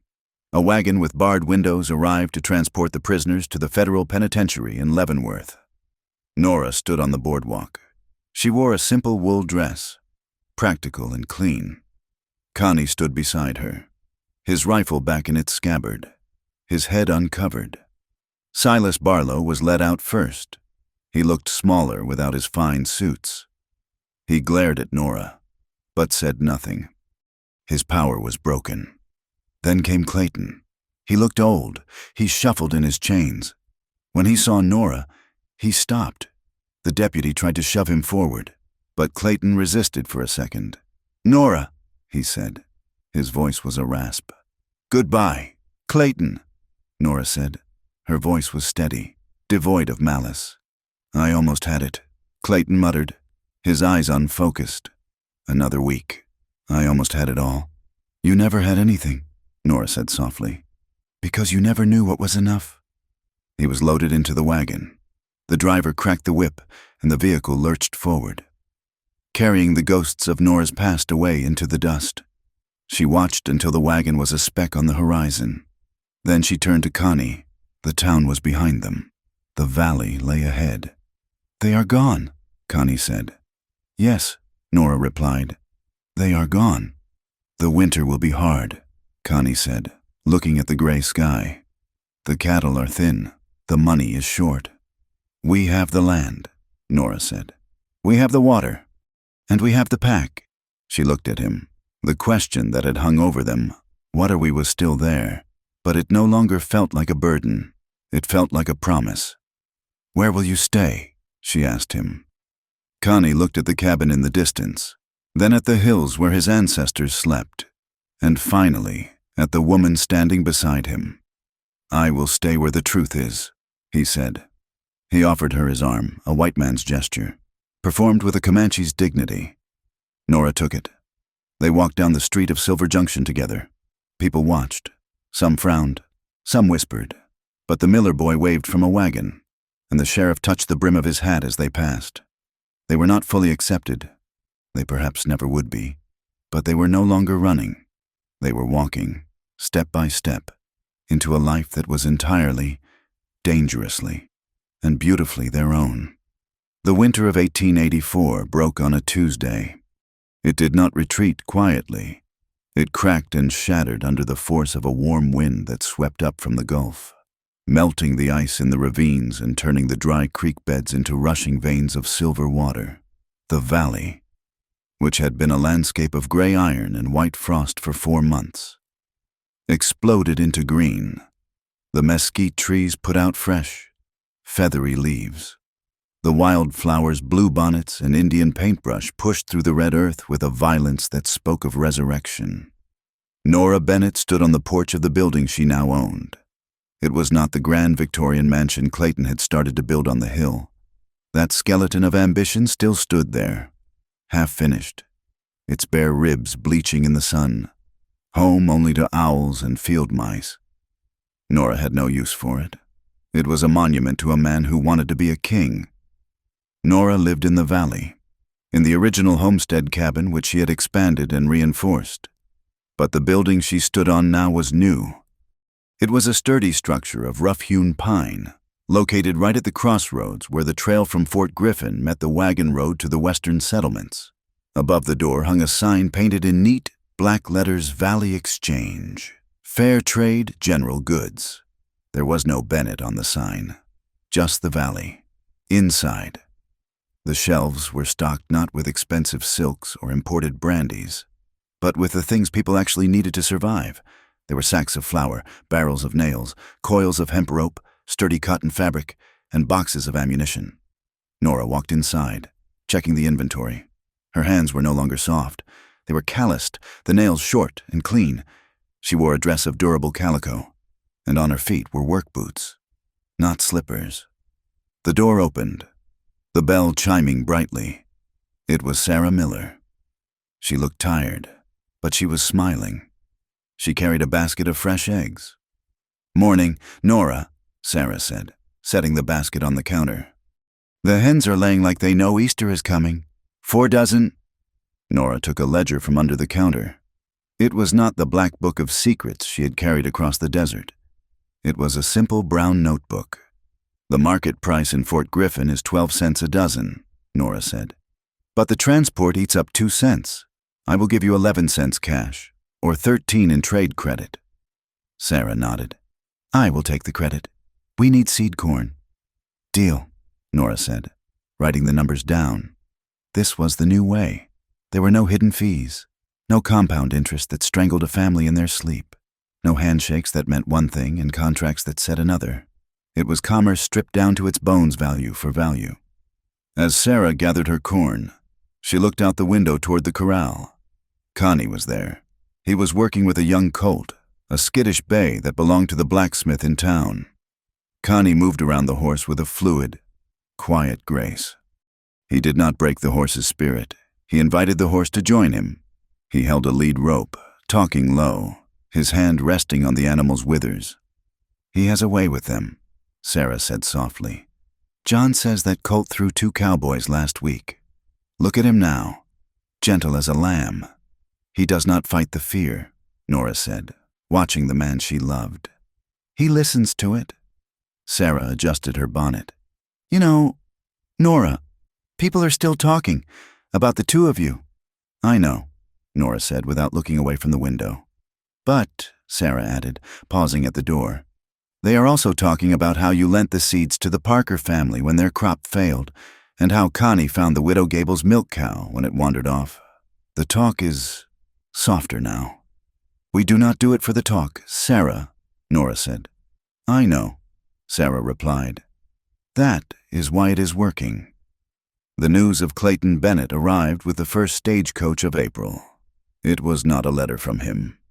It was a newspaper clipping from St. Louis, brought by Marshall Price, who had ridden out to check on the district. Price sat at the small table in the back of the store, sipping coffee from a tin cup.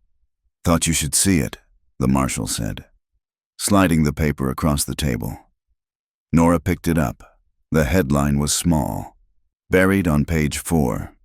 Former tycoon sentenced. Clayton Bennett, once a prominent figure in Texas land speculation, was sentenced yesterday to 10 years in the Leavenworth Federal Penitentiary for fraud, embezzlement, and conspiracy. His co-conspirator, Silas Barlow, received 15 years. Nora read the words twice. She waited for a feeling of triumph, or anger, or even relief, but she felt nothing. It was like reading about a stranger who had died in a distant war. 10 years, she said. He will be almost 50 when he gets out. If he survives, Price said. Prison is hard on men who are used to velvet sheets. He wanted to be remembered, Nora said, folding the paper. He wanted to leave a legacy. I suppose he did. He is a lesson now. A story fathers tell their sons about what happens when you try to eat the world too fast. And you, Price asked, looking around the modest store. You could have sued for a portion of the remaining assets. The court might have awarded you a settlement. I have what is mine, Nora said. I have this land, I have this roof, and I have my sleep. I do not want his money. Marshal, it was never real money. It was just ghosts on paper. Price nodded, finishing his coffee. He stood up and tipped his hat. You are a hard woman to figure, Nora Bennett, but I am glad you are on my side of the line. I am on my own side, Marshal, she said. That evening, the valley was bathed in a twilight that felt suspended in time. The air smelled of damp earth and blooming sage. Nora closed the store and walked down the path to the small house she and Connie had built. It was simple 2 rooms, a stone fireplace, and a wide porch facing the west. Connie was sitting on the porch steps, whittling a piece of cedar. The colt was in the paddock, calmly eating hay. Nora sat beside him. She did not speak immediately. She just watched his hands, the sure, precise movements of the knife. The marshal was here, Connie said. He did not look up. He knew everything that happened in the valley. Clayton was sentenced, Nora said. 10 years. Connie stopped whittling. He looked at the horizon where the sun was bleeding into the hills. It is a long time to sit in a stone box. He built the box himself, Nora said. Connie nodded. He put the knife down. And you, do you feel free? I feel... Nora searched for the word. I feel light, like I put down a heavy sack I did not know I was carrying. She looked at him.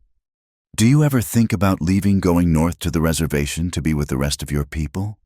It was the question that sometimes haunted her late at night, the fear that this life, this stillness, was too small for him.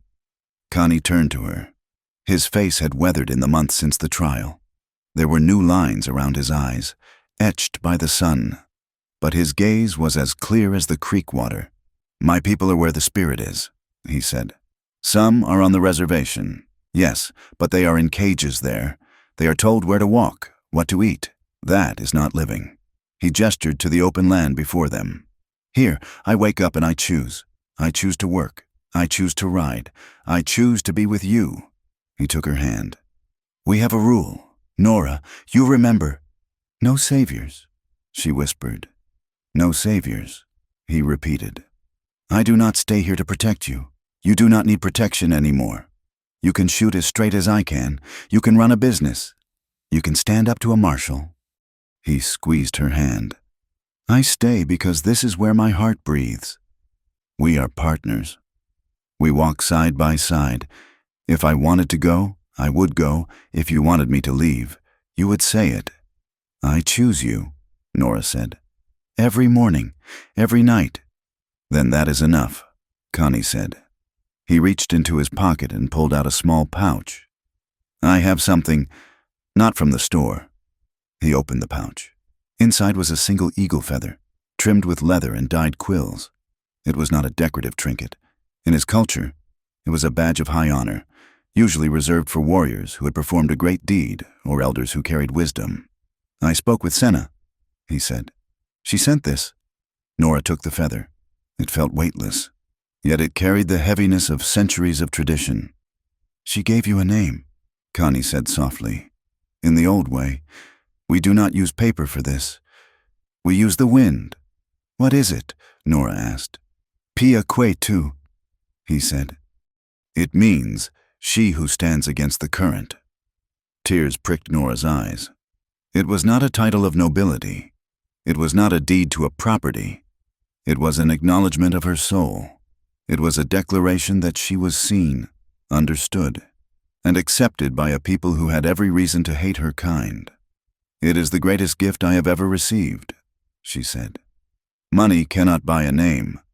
Connie said, You earned it. When you crossed the river, when you stood in the fire, you are kin now. If you ever go to my people, anywhere on the plains, you show them this feather, and you say the name. They will open the flap of the teepee for you. Nora looked at the feather, then at the beaded bracelet on her wrist, which she had never taken off. I am not just Nora Bennett anymore. No, Connie said. Nora Bennett was a wife. Pia que tu is a woman. The true test of their place in the world came 2 weeks later, at the Founders' Day picnic. It was an annual tradition in Silver Junction, held in the grove of oaks near the church. In the past, Nora had sat at the head table with Clayton, wearing restrictive corsets, smiling at boring speeches, and pretending to be the queen of the county. This year, she rode in on Bess, with Connie riding beside her on a strong Appaloosa he had bought with his own wages. The town went quiet as they tied their horses. The picnic tables were laden with pies and roasted meats. Children were running in the grass. Nora and Connie walked toward the crowd. They did not walk with their heads down. They did not walk with defiance. They walked with a calm, easy confidence. Mrs. Gable, the sour shopkeeper, was slicing a ham. She froze as Nora approached. Nora, she said, her voice tight. We did not expect you. It is Founders' Day, Nora said pleasantly. My father was one of the first men to break ground in this valley. I have as much right to be here as anyone. She placed a basket on the table. I brought fresh bread and honeycomb from the hives we set up. The crowd watched. This was the moment. They could reject her. They could ask her to leave. They could sneer at the Comanche man standing silently at her shoulder. But then, John Miller stepped forward. He was leaning on a cane, his legs still healing, but he moved with purpose. That bread smells good. Nora, John said loudly. He turned to Connie. And Connie, I was hoping you could take a look at my wagon wheel. The axle is acting up again, and I trust your eye better than the Smiths. It was a small thing, a simple request for advice, but it broke the dam. I need some of that honeycomb, the doctor said, stepping up. Good for the throat. Mrs. Bennett, a young woman said shyly. I have a letter from my sister in Austin. The handwriting is so fancy, I cannot make it out. Would you mind? I would be happy to, Nora said. The tension evaporated, replaced by the mundane, practical needs of a frontier community. They did not suddenly become enlightened. They did not stop believing that white civilization was superior. But they recognized that Nora and Connie were useful. They were reliable. And in the West, utility was the first step toward respect. Nora looked at Connie. He was nodding to John Miller, discussing the tension of wood spokes. He was not cowering. He was not performing. He was just a man talking to another man. Nora realized then that the gilded cage she had feared was not just the mansion. It was the fear of what people thought, and that cage was open now. That night, back at their cabin, Nora did something she had been meaning to do for months. She opened the bottom drawer of her dresser, beneath the wool socks and the linen shifts. She found the object. It was Clayton's gold pocket watch. She had found it in his vest pocket the day he was arrested, before they took his personal effects. He had dropped it in the struggle. She held it in her hand. It was heavy, cold, and silent. The mainspring had broken weeks ago. The hands were frozen at 3 minutes past 4. She thought about winding it. She thought about taking it to a jeweler in St. Louis and selling it. It was worth $200, easily. That money could buy a new plow, a better saddle, a glass window for the bedroom. But then she shook her head. She walked to the fireplace. On the mantel sat the old ledger, gathering dust. It was history now. a record of debts paid. She placed the gold watch next to the ledger. "Stopped," she whispered. She turned away from the mantel. She looked at the room. The fire was crackling, warm and bright. Connie was sitting at the table, repairing a bridle. He looked up as she turned. "Ready?" he asked. "Ready," she said. They went out onto the porch. The moon was full, illuminating the valley in a wash of silver. The fence lines they had built shone pale in the light. The trading post stood dark and silent, waiting for the morning. "What do you see?" Connie asked, standing behind her, his arms wrapping around her waist, his chin resting on her shoulder. "I see the grass," Nora said. "I see the water. I see the work we have to do tomorrow." "It is a lot of work," Connie murmured against her ear. "The roof needs tar. The garden needs weeding." "I know," Nora said. She leaned back into him, feeling the solid warmth of his chest, the beat of his heart that matched her own. "It is not easy." "No," Connie agreed. "It is not easy." He turned her around so he could look into her eyes. The moonlight caught the beads on her wrist, making them sparkle blue for the water, red for the blood, yellow for the sun. "But it is ours," he said. "It is ours," Nora repeated. They stood there as the night deepened. Two survivors who had walked through the fire and come out the other side not as gold, which melts and deforms, but as iron, which hardens and holds. Clayton's fortune had vanished overnight, scattered like dry leaves in a gale, but what Nora held in her arms, and what she held in her heart, the courage to stand, the freedom to choose, and the love that asked for nothing but truth, was a fortune that no bank could foreclose, no fire could burn, and no thief could ever take away. Thank you so much for listening to this story. I hope you enjoyed the journey of Nora and Connie as much as I enjoyed bringing it to life for you. I would love to hear where you are tuning in from.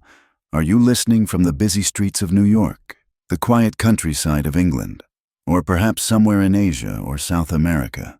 Please leave a comment below and let me know. It is always amazing to see how far these stories travel. If you enjoyed this tale, please consider subscribing to my channel, Wild West Tales. Hit that like button to support the video. And if you really want to help this story reach more people, please press the hype button. Your support means the world to me and helps keep the spirit of the West alive. Thank you. And I will see you on the next trail.